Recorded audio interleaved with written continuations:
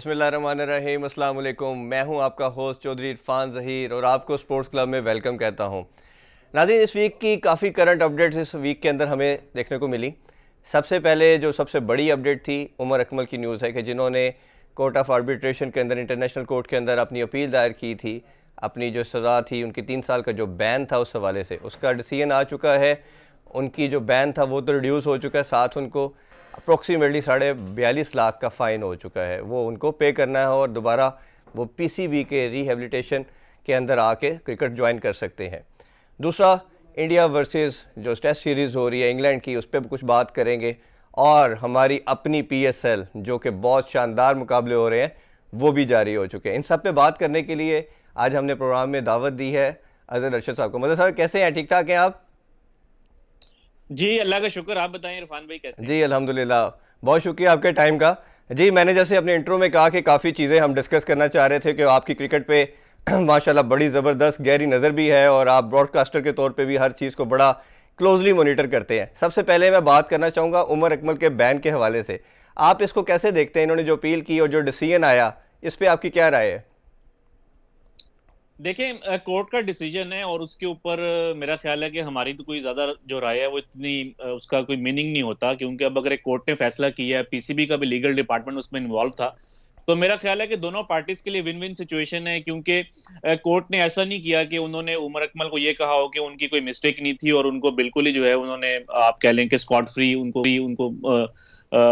ये बोला हो कि अब आप खेल सकते हैं। उन्होंने भी बोला है कि 1 साल का बैन जो है वो उमर अकमल के ऊपर रहेगा, तो सिर्फ 6 महीने उन्होंने कम किया है। तो मेरा ख्याल है कि विन विन सिचुएशन है दोनों पार्टीज के लिए। अब उमर अकमल के लिए उनको जो है ये अब सोचना होगा कि वो इतने जबरदस्त टैलेंट है और जो उन्होंने मिस्टेक्स पास्ट में की हैं वो ना करें और अपने टैलेंट को जस्टिफाई करें और अपनी फ्रेंचाइजीज के लिए और पाकिस्तान के लिए उसी तरह परफॉर्म करें जिस तरह की आज से 10 साल पहले उनसे उम्मीद थी। अच्छा मजहर भाई, इसमें जो उनका पॉइंट ऑफ व्यू था जिसकी वजह से वो इंटरनेशनल कोर्ट में भी गए, उनका स्टांस ये था कि मैंने, जैसे हम सब जानते हैं कि उन्होंने सिर्फ इंटीमेट नहीं किया था पीसीबी को। पीसीबी की बड़ी क्लियर स्टांस था कि जब भी आपको कोई अप्रोच करेगा, बुकिया होगा, कोई भी ऐसी जो इलीगल एक्टिविटी के लिए, तो you have to inform the PCB.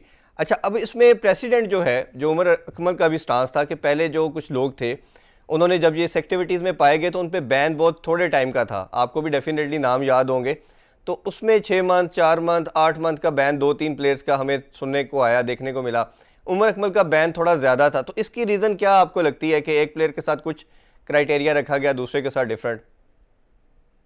देखिए, वक्त के साथ साथ चीजें चेंज होती रहती हैं। अब अगर 90s में जो प्लेयर थे, आप देखेंगे पाकिस्तान से हटके भी जो प्लेयर्स थे, अगर किसी ने कोई मिस्टेक की है तो उस टाइम सिर्फ फाइन होता था अगर आप जी। फेलियर टू रिपोर्ट है। फिर आहिस्ता आहिस्ता इन बैन्स को ज्यादा किया जाता है ताकि प्लेयर्स को एक तंबीह हो कि भाई आपने इस तरह की हरकतें नहीं करनी। तो पहले जब लास्ट टाइम पीसीबी ने कुछ प्लेयर्स को 3 महीने के लिए और 6 महीने के लिए बैन किया था फेलियर टू रिपोर्ट के ऊपर, हम्म। तो उनको शायद ये लगा कि भाई ये तो प्लेयर्स को समझ नहीं आ रही कि ये कितना एक सीवियर किस्म का क्राइम है।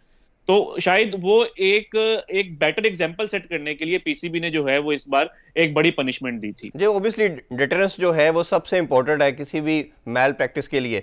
अच्छा, दूसरा भी है कि उनका बैन तो 1 साल की जो उनका जो पीरियड था पनिशमेंट का, वो कम करके 1 ईयर कर दी, जो कि ऑलमोस्ट फरवरी में 20 फरवरी को कंप्लीट हो चुका है। अब पीसीबी का कहना ये है कि वो रिहेबिलिटेशन के अंदर आके अपना वो प्रोसेस जो है वो कंप्लीट करेंगे, फिर वो क्रिकेट के लिए अवेलेबल हैं और ओबियसली उनको ही हैज़ टू पे द फाइन। तो आप क्या देखते हैं कि उमर अकमल के अंदर अभी वो सारी चीज़ें अवेलेबल हैं, जैसे वो कोयटा के साथ थे और उनकी परफॉर्मेंस के अंदर बड़ा अहम किरदार अदा कर रहे थे, जो कि कोयटा सफ़र भी कर रही है उनके ना होने से, तो उनको फ्यूचर में कैसे देखते हैं अब आप? देखिए, उमर अकमल अभी भी यंग है, कोई ज्यादा उनकी एज नहीं हुई और अब तो हम देख रहे हैं कि T20 क्रिकेट में तो आपके जो 40 ईयर के जो प्लेयर्स हैं वो इतना अच्छा परफॉर्म कर रहे हैं। आप शाहिद अफरीदी की परफॉर्मेंस देख लें, आप मोहम्मद हफीज की परफॉर्मेंस देख लें, इसी तरह आप अभी वेस्ट इंडीज के जो क्रिस गेल हैं उनको देख लें। तो उमर अकमल तो अगर आप इनको इनसे कंपेयर करेंगे तो बहुत यंग है, उनके पास अभी जी। बहुत ज्यादा टाइम है। और पहले इरफान भाई ऐसे होता था, आज से अगर आप 15-20 साल पहले चले जाएं तो क्रिकेट की अपॉर्चुनिटीज बहुत ज्यादा लिमिटेड होती थी। जी। आपने अगर खेलना है तो सिर्फ पाकिस्तान के लिए खेलना है। लेकिन अब तो दुनिया में जब से फ्रेंचाइज क्रिकेट आई है, प्लेयर्स के पास इतनी ज्यादा अपॉर्चुनिटीज हैं कि वो कहीं ना कहीं जाके परफॉर्म करके दुनिया को दिखा सकते हैं कि भाई मैं अभी भी जो है एक अच्छा प्लेयर हूं। तो ये उमर अकमल के लिए ऑब्वियसली कोयटा के साथ भी वो थे, अब ऑब्वियसली अगर वो डोमेस्टिक में अच्छा परफॉर्म करते हैं तो फ्यूचर में भी उनको पीएसएल में चांस मिलेगा, फिर वहां से अल्टीमेटली वो पाकिस्तान की टीम में आ सकते हैं, दुनिया की दूसरी फ्रेंचाइज क्रिकेट में जा सकते हैं। तो नो डाउट अभी उनके पास बहुत ज्यादा टाइम है, और जिस तरह का उनमें पोटेंशियल, आई होप कि वो अपने टैलेंट को जस्टिफाई करेंगे और हमें फ्यूचर में अच्छा खेलते हुए भी दिखाई देंगे। जी बिल्कुल मदर भाई। अच्छा, मैं आप कुछ बात करना चाहूँगा टेस्ट चैंपियनशिप के हवाले से। जैसे अभी इंडिया वर्सेस इंग्लैंड के मैचेस हो रहे हैं, इंडिया 2-1 से लीड कर चुका है। बड़ी एक अनफॉर्चुनेट चीज़ ये जो देखने में नज़र आ रही है कि टेस्ट मैच अगर 2 दिन में ख़त्म होगा तो टेस्ट की जो ब्यूटी है, जो क्रिज्मा है, जो उसकी का लेवल है, वो अगर कम हो जाएगा तो ओबियसली ये क्रिकेट को डेंट करेगी। अब उसमें ये है कि हम बड़ा रिसेंट पास के अंदर तो बड़ा ज़्यादा ये प्रॉब्लम देखने को नज़र आया कि जो भी टीम है वो अपनी डोमेस्टिक होम सीरीज़ के अंदर बड़े इजीली सीरीज़ जीत जाती है। उसका नुकसान क्या हो रहा है कि क्रिकेट का इंटरेस्ट लोगों में ख़त्म होता जा रहा है। ओबियसली होम टीम को एडवांटेजेस होने चाहिए, लेकिन अगर कोई ऐसी पिच प्रिपेयर कर दी जाएगी जिसका डिसीजन ख़ास तौर पे 2 दिन में या 3 दिन में आ जाएगा, तो वो क्या आप ये नहीं समझते कि इसमें आईसीसी को इंटरवीन करना चाहिए पिचेस के स्टैंडर्ड के लिहाज से, या आईसीसी को ही पिचेस उनके क्रिएटर आए और वही पिचेस को प्रिपेयर करें, ताकि एटलीस्ट ये जो एक गेम है वो कोई अच्छा कंपटीशन हेल्दी देखने को मिले? उस पर क्या आपका स्टांस है? देखिए इरफान भाई, पहले तो मेरा ये ख्याल है कि ये जो सारा जो पिच के ऊपर जितने भी ये जो रिएक्शन आया, ये थोड़ा सा ओवर रिएक्शन है। यहाँ अच्छा, तो हो कि हर मैच ही 2 दिन में खत्म हो रहा है तो हम इसके ऊपर बात करते हुए अच्छा लगते भी हैं। ठीक है। मतलब कि सालों के बाद ऐसे होता है कि कोई एक टेस्ट मैच 2 दिन में खत्म हो गया। मतलब कि लास्ट जो टेस्ट मैच दो कंपेटिटिव टीम्स के दरमियान जो 2 दिन में खत्म हुआ था, वो आज से 19 साल पहले पाकिस्तान और ऑस्ट्रेलिया का शारजा में मैच जी। था, जो कि 2 दिन में खत्म हो गया था। लेकिन उसके बाद ऐसा नहीं हुआ, कुछ मैचेस हुए हैं लेकिन उसमें जिम्बाब्वे या अफगानिस्तान जैसी टीम इन्वॉल्व थी जो कि थोड़ी सी वीक जी। ऑपोजिशन होती हैं। तो ये एक बहुत रेयर इंस्टेंस था जो कि हुआ है। और फिर दूसरा हमें ये देखना होगा कि क्रिकेट में वेरिएबल्स बहुत ज्यादा हैं, सिर्फ पिच एक वेरिएबल नहीं होता। हम्म। आपकी इसमें बॉल डिफरेंट थी, पिंक बॉल थी, उसके ऊपर कई प्लेयर्स का ये कहना है कि उसके ऊपर जो उसकी शाइन थी, जो उसके ऊपर जो उसका लेकर था, वो काफी देर तक रहा, और उससे जो है वो स्पिनर्स को थोड़ी सी ज्यादा असिस्टेंस मिली, या कुछ जो भी मतलब कि आप देखेंगे वेरिएबल्स बहुत ज्यादा हैं। तो हम ठीक। सिर्फ पिच के ऊपर उसको उसको हम नहीं कर सकते जज। इंग्लैंड की तरफ से जो रिएक्शन आ रहा है, मतलब कि इसके ऊपर कोई बात नहीं कर रहा कि इंग्लैंड इस टेस्ट मैच में एक स्पिनर के साथ खेल रहा था और इंडिया की टीम 3 स्पिनर्स के साथ खेल रही थी। तो वो इस मिस्टेक को कोई भी जो है वो उसके ऊपर बात करने को तैयार नहीं है। ठीक। सारे लोग पिच को ब्लेम कर रहे हैं। इवन जो और रूट मैं ने 5 पाकिस्तान में, आउट कर दिए, आपकी बात बिल्कुल ठीक है हाँ कि जो रूट ने भी, जी, जो आप पार्ट तो टाइम बॉलर देखें है। कि उनके उनसे टीम सिलेक्शन में मिस्टेक हुई है। हम्म। और फिर मैं मतलब कि पाकिस्तान में ये समझा जाता है कि अगर कोई चीज इंडिया के अगेंस्ट जा रही है तो आप उसको सपोर्ट करें। तो मैं ये कहता हूं कि अगर आज आप ये कह देते हैं कि ये पिच ठीक नहीं थी और टर्निंग विकेट नहीं होनी चाहिए, कल को इंग्लैंड पाकिस्तान में आता है और पाकिस्तान भी अगर इस तरह की पिच बनाता है, और इस तरह होता रहा है। हम्म। आप जो अबू धाबी में जो पाकिस्तान टेस्ट मैच जीता था जिसमें इंग्लैंड 72 के ऊपर आउट हो गया था, तो उसके ऊपर भी देखेंगे काफी ज्यादा टर्न था, इवन दो कि वो पहले दिन से ऐसी ऐसी विकेट नहीं थी। तो फिर उस टाइम आप जो है वो क्या बोलेंगे? तो आपका जो एक होम एडवांटेज होता है, वो हर टीम का राइट है कि वो उसको अवेल करें। और अभी हम देखें कि नेथन लॉयन ने जो आज हम्म। कमेंट्स दिए हैं, उन्होंने कहा कि पूरी दुनिया में जब बॉल स्विंग हो रहा होता है और कोई टीम 50 के ऊपर आउट हो जाती है, इंग्लैंड जो है वो न्यूजीलैंड में भी जाके पिंक बॉल के ऊपर इसी तरह आउट हो गया था हम्म। 50 से पहले। जी। तब तो किसी ने पिच की बात नहीं की थी, लेकिन जब टर्निंग विकेट की बात आती है तो सब लोग कहते हैं कि जी ये गलत हो रहा है। और दूसरा ये कि जहां तक बात इंग्लैंड की है, तो इस टाइम पूरी दुनिया में जो बेस्ट पिचेस बनती हैं वो ऑस्ट्रेलिया में। ऑस्ट्रेलिया की पिचेस को कोई नहीं कह सकता कि वो खराब विकेट्स हैं। जी। लेकिन अगर आप इंग्लैंड का रिसेंट रिकॉर्ड देखें ऑस्ट्रेलिया में, तो उनके जो लास्ट 10 टेस्ट मैचेस हैं उनमें से 9 टेस्ट मैचेस इंग्लैंड हारा है। तो वो हम्म। तो खराब विकेट्स नहीं थी। और एक मैच जो इंग्लैंड ने ड्रॉ किया था, इंटरेस्टिंगली आईसीसी ने उस पिच को पुअर कहा था कि उसके ऊपर बैट और बॉल का बैलेंस नहीं था, और बहुत ज्यादा वो बैटिंग ओरिएंटेड विकेट थी, और मैच ड्रॉ हो गया था जी। मेलबर्न में 2018 में। जी। तो मतलब कि अच्छी विकेट्स के ऊपर भी इंग्लैंड हारा है। तो मेरा नहीं ख्याल कि हमें बहुत ज्यादा ब्लेम देना चाहिए पिच को। इंग्लैंड को ये सोचना चाहिए कि वो ये मैच क्यों हारा है, जहां पे कितना टर्न हो रहा था, तो उन्होंने एक फास्ट बॉलर क्यों खिलाया। बिल्कुल ठीक है। अच्छा, मैं कुछ बात टेस्ट चैंपियनशिप के हवाले से करना चाहूँगा। कोविड की वजह से कुछ मैचेस को कर्टेल कर दिया गया और अभी जो मेरा ख्याल है most likely New Zealand already qualify कर चुका, और समहाउ ये लगता है कि इंडिया भी फाइनल उन्हीं के साथ खेलेंगे। तो आपको क्या नहीं लगता कि ये मैचेस को कंप्लीट करना चाहिए था, फाइनल को डिले के साथ करवा लिया जाता, तमाम सीरीज़ कंप्लीट हो जाती, या इसी तरह ही पॉसिबल था जो जो सिनेरियो सर्कमस्टांसेस के अंदर मैचेस को कम करके और पॉइंट्स की बेसिस के ऊपर फाइनल कराना जो इस साल होने जा रहा है? देखें इरफान भाई, इस टाइम एक अनप्रेसिडेंट सिचुएशन है पूरी दुनिया में कि जो टीम्स हैं उनके लिए ट्रैवल करना मुश्किल होता जा रहा है। आप देखें कि साउथ अफ्रीका में कोई ज्यादा इश्यूज नहीं थे, उन्होंने अभी पाकिस्तान को भी होस्ट करना है, उससे पहले उन्होंने श्रीलंका को होस्ट किया, उन्होंने इंग्लैंड को होस्ट किया, लेकिन ऑस्ट्रेलिया ने फिर भी जाने से इनकार कर दिया। ठीक। तो इसके अंदर आई डोंट थिंक कि आईसीसी को ज्यादा कर सकता है, क्योंकि at the end of the day ये जो डिसीजन होता है ये मेंबर बोर्ड्स का होता है, ये मेंबर्स डिसाइड करते हैं कि हमने कितने मैचेस खेलने हैं, कब सीरीज खेलनी है। तो मेरा ख्याल है कि इस सारे सिनेरियो में जबकि सीरीज पोस्टपोन हो रही थी, तो बेस्ट जो फॉर्मूला था वो यही था कि ठीक। आप परसेंटेज पॉइंट्स के साथ जाते। आई डोंट इससे ये चीज इससे बेहतर जो है वो हो सकती थी। और मेरा ख्याल है कि क्योंकि फर्स्ट टाइम हो रही है टेस्ट चैंपियनशिप, तो इसका फाइनल होना बहुत जरूरी है, ताकि दुनिया को पता चले कि टेस्ट क्रिकेट की एक इंपॉर्टेंस है और हमें ये चैंपियनशिप आगे फ्यूचर में भी चाहिए होगी। तो लेट्स से अभी क्या होता है। आई थिंक ये जो लास्ट टेस्ट मैच है काफी इंटरेस्टिंग होगा, क्योंकि अगर इंग्लैंड ये मैच जीत जाता है तो ऑस्ट्रेलिया क्वालिफाई कर जाएगा, और अगर अच्छा। ड्रॉ होता है या इंडिया जीतता है तो इंडिया और न्यूजीलैंड का जो है वो फाइनल होगा। तो मेरा ख्याल है कि जो आईसीसी ने ये जो फॉर्मूला बनाया था परसेंटेज का, ये आई थिंक के करंट सिनेरियो में ये उनका एक बेस्ट डिसीजन था। बिल्कुल ठीक है। अच्छा, कुछ अब T20 के हवाले से बात कर लेते हैं, रादर देन हम पहले PSL की तरफ आए। मैं थोड़ी सी बात न्यूजीलैंड और ऑस्ट्रेलिया की जो T20 सीरीज़ जारी है उस पर करना चाहूँगा। हम देख रहे हैं कि काफ़ी हाई स्कोरिंग गेम हो रही हैं, ख़ासतौर पे न्यूजीलैंड की बात करें, जिस तरह वो वर्ल्ड कप के अंदर भी रनर अप रहे, फिर अभी जिस तरह का उन्होंने पाकिस्तान के खिलाफ T20 में खेली क्रिकेट, फिर टेस्ट में जो खेली, तो न्यूजीलैंड एक प्रोमिनेंट, इंग्लैंड और न्यूजीलैंड खासतौर पे वाइट बॉल में बहुत अच्छी टीम नज़र आ रही है। तो ये जो स्टैंडर्ड ऑफ क्रिकेट है, जो बड़ा स्कोर करने का एक सिस्टम चल पड़ा है और हमारी टीम उसमें समहाउ थोड़ा लैग कर रही है, पर्टिकुलरली वाइट बॉल के अंदर, इसको कैसे देखते हैं? आपके इतना ज़्यादा हाई स्कोरिंग मैचेस हो रहे हैं अब, बट हमारी टीम उसमें थोड़ा सा लैग करती चली जा रही है। देखें, इशू तो है पूरी दुनिया में जो बैटिंग स्टैंडर्ड्स हैं खासतौर पर टी20 क्रिकेट में वो बहुत ज्यादा हो गए हैं। और ऑब्वियसली पाकिस्तान को जो इसमें इशू आ रहा है वो पावर हिटिंग का आ रहा है पिछले कोई तकरीबन 2-3 साल से। तो शायद इस वजह से हमें लगता है कि पाकिस्तान का जो है वो शायद अब इस वजह से हम ये समझते हैं कि हाई स्कोरिंग गेम्स अच्छी नहीं है। लेकिन मेरा ख्याल है कि अगर आप पूरी दुनिया में देखें तो क्राउड और फैंस जो हैं वो इस तरह की गेम्स को ज्यादा एंजॉय करते हैं। अभी आप देखें, सिर्फ कल रात की बात है कि इस्लामाबाद की टीम 118 के ऊपर आउट हो गई और पेशावर ने इजीली जो है वो टारगेट चेज कर लिया। तो वो आई डोंट थिंक कि किसी ने भी वो मैच एंजॉय किया, क्योंकि वो वन साइडेड हो गया। लेकिन जब कोई इस तरह की पिच होती है जिसमें कि एक टीम 190 करे, जो कि हमें इस पीएसएल में देखने को मिल रहा है कि जितने भी 190s हो रहे हैं वो चेज भी हो रहे हैं, तो उसमें जो है फैंस का भी इंटरेस्ट होता है, क्राउड का भी इंटरेस्ट होता है, और मैच जो है वो ज्यादा इंटरेस्टिंग होता है। जितनी अच्छी पिच होगी मैच उतना इंटरेस्टिंग होगा। और मैं आपको ये बताऊं कि जो अच्छा बॉलर होगा वो जितनी मर्जी बैटिंग फ्रेंडली विकेट हो, वो उसके ऊपर अपने आप को जो है वो इस तरीके से आप कह लेंगे ग्रूम कर लेगा कि वो अगली जो बैटिंग टीम है उसको मुश्किलात में डाल सकता है। अभी आप देखें कि पीएसएल में हाई स्कोरिंग गेम्स हो रही हैं, लेकिन जो अच्छे बॉलर्स हैं, Rashid Khan, Shaheen Afridi, even last match में वहाब रियाज, तो वो कहीं ना कहीं अपने वो एक इस तरह का कमबैक कर लेते होते हैं कि वो अपने आप को उस तरीके से ग्रूम करते हैं कि उन्होंने अच्छी पिचेस के ऊपर कैसे सर्वाइव करना है। लेकिन मेरा ये ख्याल है कि न्यूजीलैंड में मोस्टली जो इश्यूज आता है वो सिर्फ पिचेस की वजह से नहीं आता, वहां की जो ग्राउंड डायमेंशंस हैं वो भी काफी छोटी हैं, तो इस वजह से हमें 210 220 देखने को मिलते हैं। वरना नॉर्मली मेरा ख्याल है कि T20 में अगर 180 190 तक हो रहा है तो ये इसको एक अच्छी पिच जो है वो कंसिडर किया जाता है। अच्छा, मतलब भाई PSL की अब बात करते हैं। जैसे हमने देखा कि तमाम मैचेस अब तक जितने भी मैचेस हुए हैं, अभी लाहौर और कराची का मैच जारी है, तो इसमें ये बताइए कि जो टीम चेज करती चली जा रही है वो जीती चली जा रही है।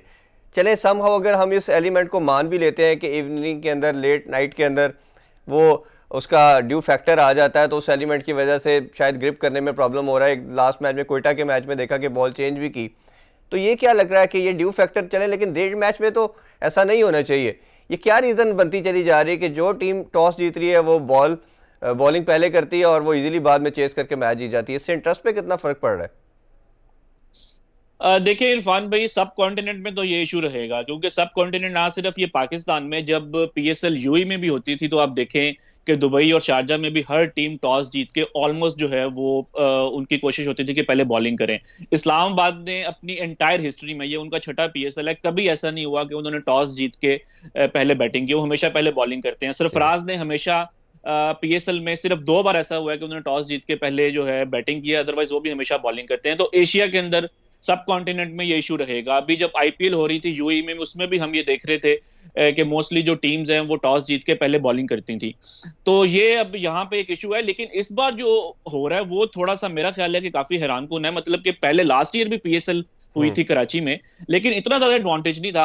हम फिर भी देखते थे कि कोई टीम जो जो मतलब कि जिनकी बैटिंग पहले आ रही है वो जीत जाती थी। लेकिन अभी तक जो 10 मैचेस हुए हैं उसमें ये थोड़ी सी अनयूजुअल चीज है, और अभी तक ऑनेस्टली समझ से बाहर है कि क्यों ऐसा हो रहा है कि हर मैच चेजिंग नहीं जो मदर टीम भाई, कर आप रही तो ग्राउंड में मौजूद भी होते हैं, उधर कवर भी कर रहे हैं सारे पीएसएल को, तो आपको लगता है कि ड्यू फैक्टर ज्यादा आता है नाइट नहीं जो इरफान सेकंड भाई, इनिंग्स में? नहीं इरफान भाई, उतना ड्यू फैक्टर नहीं है जितना कि हमें लाहौर में देखने को मिलता है, क्योंकि कराची में ड्यू उतनी नहीं आती जितनी जी कि आप कह लेंगे पंजाब साइड के ऊपर आती है। लेकिन इंटरेस्टिंग बात इसमें यह है कि लास्ट ईयर भी कराची में मैचेस हुए थे, लेकिन लास्ट ईयर इस तरीके से वन साइडेड नहीं हुए थे कि जो टीम चेस कर रही है। तो मुझे तो लग रहा है कि ये थोड़ा सा बस एक अनयूजुअल चीज है, या थोड़ा सा इतफाक भी हो रहा है कि जो टीम चेजेस कर रही है वो तो जीत ये रही है। आपके ख्याल तो में अभी क्या ये प्रेशर सस्टेन नहीं कर पा रहे प्लेयर, खासतौर पे बॉलर्स की बात करें कि सेकंड इनिंग्स के अंदर वो मेंटली पहले ही सारे शेल में चले जाते हैं और बैट्समैन उन पे हावी हो रहे हैं? देखिए, हो सकता है, पॉसिबल है, क्योंकि एक ये भी है कि आप इस चीज को ये भी ले सकते हैं कि नॉर्मली लेट्स से कि एक विकेट है उसके ऊपर 200 रन एवरेज स्कोर है, या 200 रन उसका पार्ट स्कोर है। लेकिन आप जो है आज बैटिंग करने जाते हैं, आप ये सोचते हैं कि यार हम 180 190 भी कर लेंगे तो ये काफी है, लेकिन वो बाद में पता चलता है कि ये तो 200 रन की पिच थी। ठीक। और ऐसे हुआ है, हमारे इस पीएसएल में भी 10 मैचेस हुए हैं और मैंने 4 कैप्टन को ये कहते हुए सुना है कि वो 10-15 रन शॉर्ट थे। ठीक है। इसका मतलब है कि उनको भी ये पता है कि जो उन्होंने 190 की है वो वो कम है। 210 हो सकता था। जैसे एक कराची का मैच था जिसमें शर्जील खान ने सेंचुरी की, उसमें कराची का पावर प्ले में स्कोर 33 था। ऐसे तो ही है। अगर वो 33-50 होता तो वो शायद 210 रन करके वो और मैच इवन जीत जाते इस्लामाबाद का फिर। पावर प्ले के अंदर 66 था, तो बड़ा डिफरेंस था दोनों का। जी हाँ जी, और फिर आप ये देखें जो कोयटा वाला मैच था जिसमें डेल स्टेन ने 19th ओवर में 21 रन दिए हैं, वो एक अनप्रेसिडेंट मतलब के एक मैच था कि हमें नहीं दे, बहुत कम ऐसे होता है कि डेल स्टेन जैसा बॉलर आके इतने रन खा ले। तो आई थिंक कि थोड़ा सा इत्तेफाक भी हुआ है कि चेजिंग टीम्स को थोड़ा सा एडवांटेज रहा है। और दूसरा मेरा ख्याल है कि जो टीम्स बैटिंग फर्स्ट कर रही हैं उनको ये सोचना होगा कि 180 190 एक अच्छा टोटल तो है, लेकिन हो सकता है इन विकेट्स के ऊपर एक अच्छा टोटल 210 या 215 है। बहुत शुक्रिया मदर के बहुत कीमती टाइम का। होपफुली हम फ्यूचर में भी आपको ज़हमत देते रहेंगे और पीएसएल के हवाले से आपसे अपडेट लेते रहेंगे। नाज़रीन, आपने मदर अरशद की गुफ्तगू सुनी। अभी प्रोग्राम में ब्रेक का टाइम हुआ जाता है। स्टे विद अस।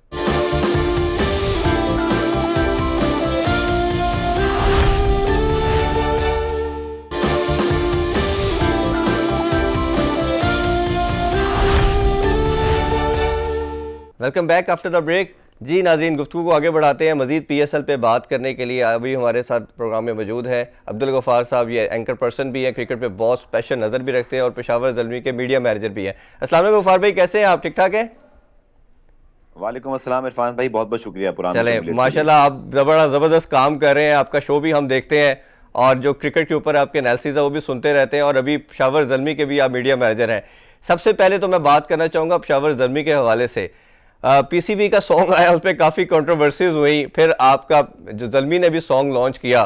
पहले तो उस पर आपको बहुत मुबारक है, बड़ा ज़बरदस्त वो जाता जा रहा है। और आपकी जो किट इस दफ़ा पेशावर ज़ल्मी ने लॉन्च की, वो आपसे मेरी बात भी हो रही थी, वो बड़ी इनोवेशन थी। उसका ज़रा थीम कॉन्सेप्ट समझाइएगा ज़रा हमें। इरफान अगेन बहुत बहुत शुक्रिया आपका। और पाकिस्तान सुपर लीग पाकिस्तान में हो रहा है, अब तो क्राउड के साथ हो रहा है, पहले 20% 50%। तो सबसे पहले तो तमाम लोगों को इस बात की मुबारकबाद, क्योंकि हमारे मुल्क में इस चीज़ की हमने बड़ा इंतजार किया है। और सबसे बड़ी अच्छी अंदर की खुशी है कि हम अपने स्टेडियम को भरा हुआ देख रहे हैं, इंटरनेशनल स्टार्स कह रहे हैं। तो सबसे पहले तो ये मैं कहूँगा।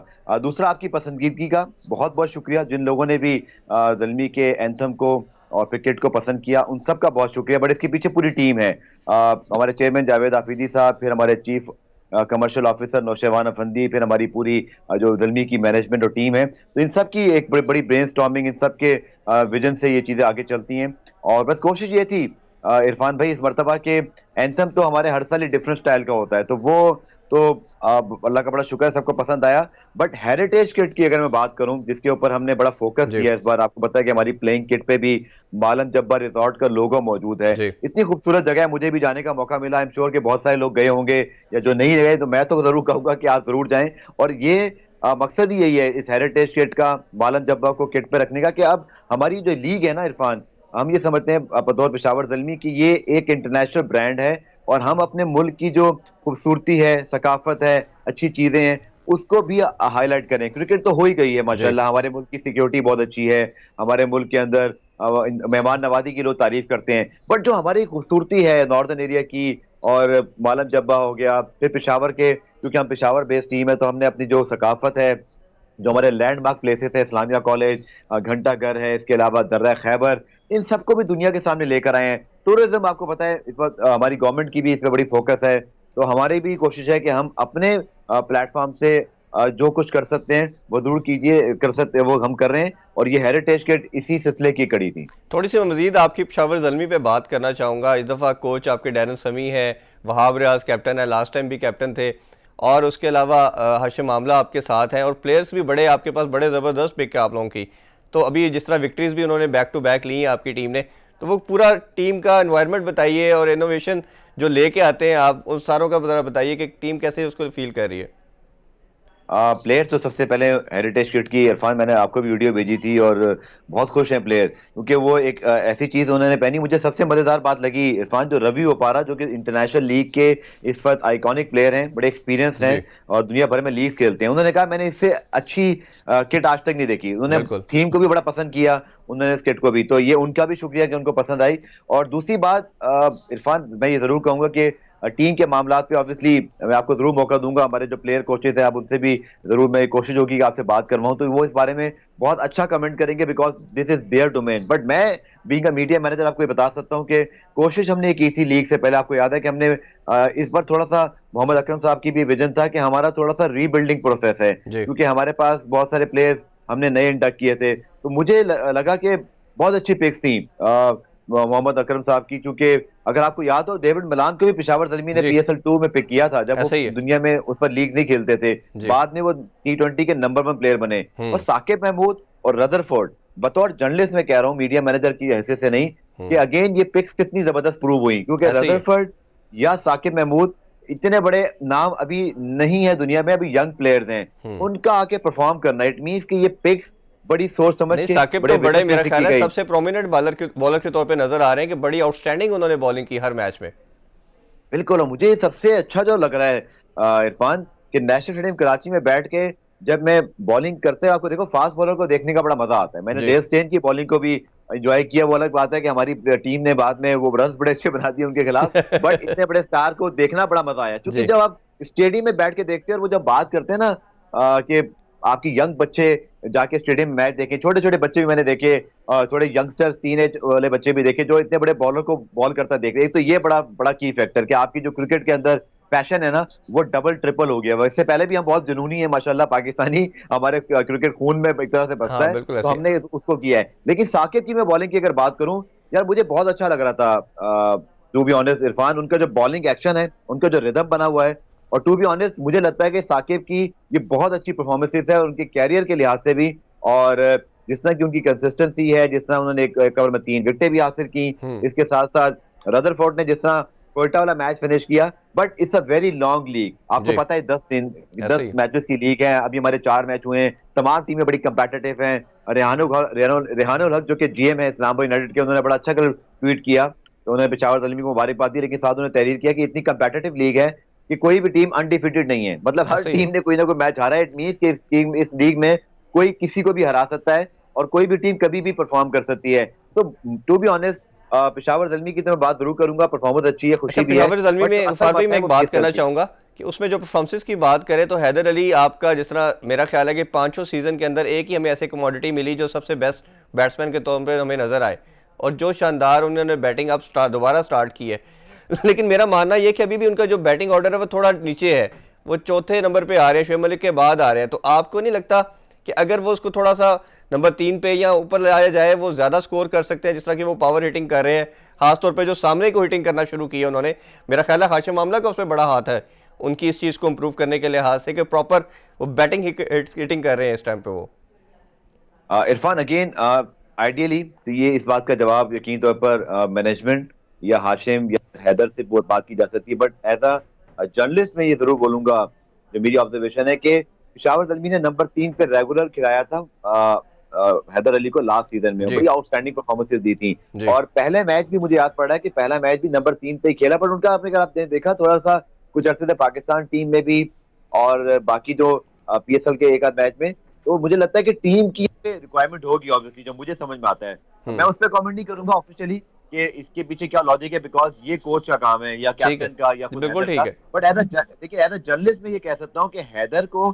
अगर एक रोल दिया गया है और वहां वो परफॉर्म करना शुरू हो गए, इट मीन्स के it can be considered as a good adjustment, बजाय इसके कि हम नंबर 3 पे उनको खिलाते, या अगर वो थोड़ा सा स्ट्रगल कर रहे थे मेरे ख्याल में साउथ अफ्रीका वाली सीरीज में भी, जहां नंबर 3 पे या बतौर ओपनर, तो मुझे लगता है कि उन्होंने कोई बुरा नहीं किया। अगर आप देखें तो ठीक है। उनके जो एक स्ट्राइकिंग एबिलिटी है, छक्के मारने वाली, 190 का उनका स्ट्राइक रेट है, हर तीसरी बॉल पे वो बाउंड्री मार लेते हैं।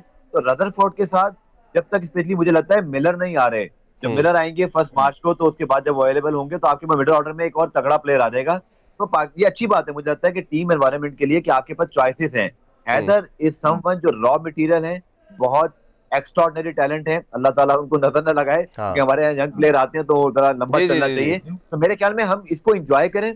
और हैदर के ऊपर ऑब्वियसली इस पे जो बेहतर कमेंट है, आपने मुझे ये जो सवाल पूछा है, मैं जरूर आपको इसका जवाब या तो अरेंज करके दे दूंगा, या हमारे कोचेस जरूर इस बारे में आप तक मैं आपको कम्युनिकेट कर दूंगा जी कि ठीक है। उनकी क्या राय है। बट मेरी अपनी इंडिविजुअल राय ये है कि अगर हैदर ने किसी एक जगह को थोड़ा सा प्रॉब्लम अगर हो रहा था, वो कि वहां भी वो अच्छा कर चुके हैं, बट अगर वो पीछे आके रन करना शुरू हुए, कंट्रीब्यूट किया, कल भी प्रेशर को ईज किया, उस दिन शुएब मलिक के साथ मैच मिला के मैच फिनिश किया। जी। और आखिरी बात मैं अगर हैदर में बोलूं कि सबसे बड़ी जो पाकिस्तान सुपर लीग की क्वालिटी है कि शुएब मलिक 20 साल से खेल रहे हैं, पाकिस्तान टीम में भी हैं या नहीं है, लेकिन वो हैदर को गाइड कर रहे थे। जी। फिर मैंने देखा हसनैन को डेल स्टेन के साथ नई बॉल शेयर करने का मौका मिला। तो ये है असल पाकिस्तान सुपर लीग, जहां से हमारे यंगस्टर्स को एक्सपीरियंसेस मिल रहे हैं, ब्रेनस्टॉर्मिंग हो रही है, प्रेशर बहुत है। आप देख लेना हर रोज टीवी शोज हो रहे हैं, हम सब बात कर रहे हैं, इस लीग की एक बहुत बड़ी हाइप बनती है पाकिस्तान के मैचेस से भी ज्यादा। तो प्लेयर्स को यहाँ जो एक्सपीरियंस मिल रहा है उसका कोई जो है वो मोल नहीं है। गफ्फार भाई, एक मजीद मैं सबसे इंपॉर्टेंट चीज़ जो अभी इस पीएसएल में नज़र आती जा रही है वो ये है कि जो टीम टॉस जीत रही है वो पहले बॉलिंग कर रही है और इजीली बाद में चेस करती चली जा रही है। इसमें अभी मेरी मदर अरशद से भी बात हो रही थी, वो भी उधर मौजूद थे, वो बता रहे थे कि ड्यू फैक्टर सेकंड मैच में थोड़ा आ जाता है। तो क्या इसमें करना चाहिए कि क्या टाइमिंग को थोड़ा पहले कर ली जाए, क्योंकि ओबियसली इसमें इंटरेस्ट एक दो चीज़ें हैं। पॉजिटिव बात करें तो ये बड़ी खुशाइन चीज़ है कि we are not good chaser as a Pakistani nation. हमने देखा इंटरनेशनल सर्किट पे भी, इवन पीएसएल मैचेस के अंदर भी, कि टीम का चेस का लेवल वो उतना अच्छा नहीं रहा। बट इस पीएसएल की खुशाइन चीज़ ये है कि पाकिस्तानी प्लेयर्स परफॉर्म कर रहे हैं और वो चेस करते चले जा रहे हैं। लेकिन उसका नेगेटिव इंपैक्ट ये आ रहा है कि इंटरेस्ट लेवल लूज हो जाता है। जो टॉस जीतता है पहले ही डिटर्मिन करते चले जा रहे हैं, जी इन्होंने तो बॉलिंग करनी है, और वो बाद में इजीली चेस करके मैचेस जीत रहे हैं। तो इस पर कुछ पीसीबी या टीम मैनेजमेंट कुछ देख रही है इस पर, या पहले जो खेल रही है उनको अपना ऐसा बैटिंग स्टाइल में कुछ चेंजिंग करनी पड़ेगी? मेरा हैदर की जो मैं बात कर रहा था कि अब जैसे पहले शुरू के मैचेस के अंदर 140 150 होता था, फिर 170, अब 190 की रेंज में स्कोर आना शुरू हो गया। अब मुझे तो ये लग रहा है कि टीम्स को 220 230 करना पड़ेगा अगर जो पहले खेल रहा है कि किसी तरह इस चीज़ को ओवरकम करे। तो आप लोग उसको कैसे देखते हैं एज ए सारे सिनेरियो को? अच्छा, मैं इसको बड़ा पॉजिटिवली देखता हूं। अगर आपको याद हो कि नेशनल टी20 जब हुआ था मुल्तान पिंडी में, तो वहां रन्स बनना इरफान शुरू हुए थे, 200 चेस भी हुए, खुर्शीद शाह की सेंचुरी आपको याद आ रही होगी, शेख मकसूद के वो क्लासिक 89 रन्स। तो एक चीज तो हमने देखी कि अच्छी पिचेस बनेगी ना, देखिए ये बहुत जरूरी है कि तजर्बा हासिल हो। देखिए हमने सालों से हमारी बॉलिंग ने बहुत अच्छी बॉलिंग की है, टी20 के हम बहुत बेस्ट बॉलिंग यूनिट रहे हैं, बट बैटिंग में हमने हमेशा ये बात की है कि जिस तरह आईपीएल में या दुनिया की बड़ी लीग में जो छक्के चौके लग रहे होते हैं, अगर हमारे पास भी वो चीज वापस आए। तो मुझे लगता है हमें पॉजिटिव देखना चाहिए कि वर्ल्ड टी20 इस साल है, और हमें हमारे जो बहुत सारे प्लेयर्स हैं उनको शायद ये सिनेरियोस ना मिलते, क्योंकि बॉलिंग सेकंड में अगर आप अच्छी बॉलिंग करें, थोड़ी सी विकेट आपको सूट करे। कल देखिए हसन अली ने और जो मोहम्मद वसीम जूनियर है, अच्छा खासा उन्होंने पहले 6 ओवर में स्पेल किया, बहुत तगड़ी फास्ट बॉलिंग की, और पेशावर ज़ल्मी को तो उन्होंने थोड़ा सा वहां पर जो है वो होल्ड किया रखा, रन नहीं बन रहे थे। लेकिन मेरे ख्याल में दो मैचेस पे मैं जरूर इख्तलाफ करूंगा लोगों से। मेरे ख्याल में हम ये भी जरूर देखें कि एक जो कोयटा को कराची ने आउट किया था आई थिंक 121 पे, और कल जो पेशावर ने आउट किया इस्लामाबाद की उस बैटिंग लाइन को जो नंबर तक बैटिंग है 118 पे। तो इन दो मैचेस में तो यार मेरे ख्याल में बॉलर्स को बड़ा क्रेडिट जाता है इन दो मैचेस में, कि आपने टीम को 120 118 पे आउट कर दिया। तो इट मींस कि आपने बड़ी तगड़ी किस्म की जो है ना वो स्टेटमेंट शुरू में दे दी, और आपने वहां पर ही मैच को बना लिया। ठीक है, एक तो ये बात। दूसरी बात ये है कि ये रुझान जो है चेस वाला, मेरे ख्याल में एक आध मैच, मेरी अपनी जाती राय है, अगेन मुझे नहीं पता इसके बारे में कोचेस क्या सोच रहे हैं। देखिए है तो ये प्रोफेशनल लीग है, प्रोफेशनल फ्रेंचाइजीज हैं, और सबको पता है कि ड्यू फैक्टर मौजूद है। तो कोई चाह के तो इरफान, अगर आप और मैं भी शायद कोचेस हों, तो हम एक्सपेरिमेंट उस पर जरूर कर लें, शायद जब हम प्ले ऑफ में पहुंच गए हैं, जब हमारी प्लेस कंफर्म हो गई है, तो फिर हम एक ऐसी चीज करें जो एक एक्सपेरिमेंटिंग हो सकती है। बट अगर हमें पता है, वो कहते हैं रिटर्न ऑन द वॉल, हमें पता है कि स्पिनर्स को या बॉलर्स को प्रॉब्लम होगी और इसके साथ साथ नीचे जाकर जो है ड्यू फैक्टर की ऐसा मैच हार सकते हैं, अपना एडवांटेज तो कोई भी लूज नहीं करेगा ना। लेकिन यही तो एक टॉस का कमाल है। अगर आप देखें तो अभी भारत इंग्लैंड का जो मैच हुआ, इससे पहले जितनी टेस्ट क्रिकेट हुई, अक्सर आपने देखा होगा कि पहले एक घंटे में अगर कोई बॉलिंग साइड पहले सेशन में 4-5 आउट कर ले, तो ये टॉस फैक्टर हमेशा से रहा है। बट मुझे लगता है कि इस टूर्नामेंट में शायद एक आध जीत अगर मिल गई किसी चेजिंग टीम को, फिर लाहौर में लीग आ रही है, तो थोड़ा सा चेंज हो जाएगा। बट आई थिंक अभी इस टू अर्ली टू से 34 मैचेस हैं, अभी 9 या 10 हुए हैं, उनमें से भी 2 मैचेस में 2 मरतबा टीम 120 पर आउट हुई है। तो आई थिंक बॉलर्स को भी क्रेडिट जाता है। और दूसरा थोड़ा सा मुझे लगता है हमारे बॉलर्स को, एक बात भी बोलूंगा कि हमारे बॉलर्स को भी ये अच्छा सीखने का मौका मिल रहा है कि हमें चेस में अगर 190-200 चेस हो रहे हैं, तो इट मीन्स कि हमें यॉर्कर्स भी ऐड करने अपनी आर्मरी में, हमारे पास अच्छी स्लोअर वन होनी चाहिए, हमारे पास अच्छे जो है वो इसके साथ साथ जो है ना कुछ ऐसी जो है ना वो आपके पास स्किल्स होनी चाहिए कि आप रोक सकें। और दूसरा, जो टीमें अभी थोड़ा नीचे हैं, जैसे कोयटा या मुल्तान, मुझे याद पड़ रहा है नंबर 5 नंबर 6 पर है, अगर इनके कोई ओपोनेंट अगले मैचेस में पहले बैटिंग कर रहे हैं और फिर कोयटा या मुल्तान चेस कर रहा है, तो मेरे ख्याल में ये भी हमें देखना पड़ेगा कि इनफॉर्म टीमें अगर प्रेशर सिचुएशन में आती हैं तो क्या वो भी ऐसा कर पाएंगी, जो मतलब वो क्या डिफेंड कर पाएंगी। तो आई थिंक ये भी डिटरमिन करेगा। बट इस टाइम आई थिंक ये अच्छा है कि पाकिस्तानी प्लेयर्स और लीग में हमारे रन बन रहे हैं, जो कि फैंस बहुत पसंद करते हैं। रन 200 पे 200 हो जाए, 190 पे 190 हो जाए, फैंस इसको एंजॉय करते हैं। और आखिरी ओवर में तो मैं खुद 2-3 मैचों की फिनिश क्राउड के पास जाके मुझे देखने का इत्तेफाक हुआ। आई एम टेलिंग यू, ये बिल्कुल अदर स्टोरी है कॉइन की, कि लोग इसको ज्यादा एंजॉय कर रहे हैं कि जब रन चेस आखिर तक जाता है और एक एलिमेंट ऑफ इंटरेस्ट रहता है आपका। अच्छा, ये लास्टली मैं आपसे ये पूछना चाहूंगा कि अगर आप इस पीएसएल को, जैसे अभी तो अर्ली डेज है, बट फिर भी आपको आइडिया तो हो ही गया होगा एज ए जर्नलिस्ट कि कौन से ऐसे 2-3 प्लेयर जो लगता है कि इस पीएसएल के अंदर इंटरनेशनल सर्किट को तैयार करने को रेडी हैं, जो इस पीएसएल की कह लें कि वो कमोडिटी बनते जा रहे हैं, वो कोई 2-3 नाम, और कौन सी टीम ऐसी लगती है आपको कि जो बहुत बेहतर खेल रही है बाकी टीम की निस्बत? दोनों का बताइए प्लीज। देखें, प्लेयर्स की अगर आप बात करें तो अगेन फास्ट बॉलर हमारे पास अच्छे आते हैं। शाहनवाज धानी है, मोहम्मद इमरान है पेशावर ज़ल्मी के, फिर अरशद इकबाल हैं कराची किंग्स, मोहम्मद वसीम इस्लामाबाद की तरफ से। मोहम्मद वसीम का मैंने पहले नाम लिया, वो तो बहुत जबरदस्त उनको फिर रोल। लेकिन कितनी अच्छी बात है कि उनको बतौर नए बॉल के बॉलर के गेन करने का मौका मिल रहा है, और वो बड़े बड़े बॉलर्स को गेन कर रहे हैं, बड़े बड़े बैट्समैनों को। फिर हसन अली उनके साथ मौजूद है, एक बहुत अच्छा उनके लर्निंग कर्व है। ये 4-5 फास्ट बॉलर मुझे बहुत अच्छे लग रहे हैं। और इसके साथ साथ ऑब्वियसली हैदर की बैटिंग देख के मजा आ रहा है। तो यंगस्टर्स आपके हैं। और तो बैट्समैन हैदर के अलावा आपको नया नजर आ रहा है सर्किट के अंदर, इस पीएसएल के अंदर, जो आपको लगता हो कि जिसके अंदर पूरा स्पार्क है इंटरनेशनल स्टैंडर्ड पे आने का? देखिए, टू बी ऑनेस्ट, इस वक्त अगर हम देखें जो अब तक परफॉर्मेंसेज हुई हैं, तो जबरदस्ती तो मेंशन नहीं करेंगे हम किसी को कि टैलेंट परफॉर्मेंस होगी तो ऑब्वियसली वो डिस्कस हो जाएगी। साइम अयूब को भी चांस मिले, थोड़ा सा वो भी बेहतरी और कर सकते हैं। हैदर अच्छा कर रहे हैं। इसी तरह बाकी फ्रेंचाइज में ऑनेस्ट की बॉलर्स ही मुझे इस पर इरफान ज्यादा दिखाई दे रहे हैं। अच्छा, वो हमें हर पीएसएल में बॉलर्स तो मिलते हैं बट बैटिंग में थोड़े कम नजर आते हैं। गफ्फार भाई, बहुत शुक्रिया आपका। उम्मीद करते हैं आपकी टीम पेशावर ज़ल्मी भी अच्छा करे, आप उनके साथ एसोसिएटेड है, और आप जब लाहौर आएँ तो पेशावर ज़ल्मी की किट भी हमें ज़रूर गिफ्ट करें। इंशाल्लाह आपसे दोबारा भी मुलाकात होती रहेगी, गुफ्तगू भी रहेगी। नाज़रीन, आपने आज की गुफ्तगू सुनी दोनों मेहमानों की, आपको पसंद आई होगी। इंशाल्लाह आपसे मुलाकात होगी नेक्स्ट वीक। टेक केयर, अल्लाह हाफिज़।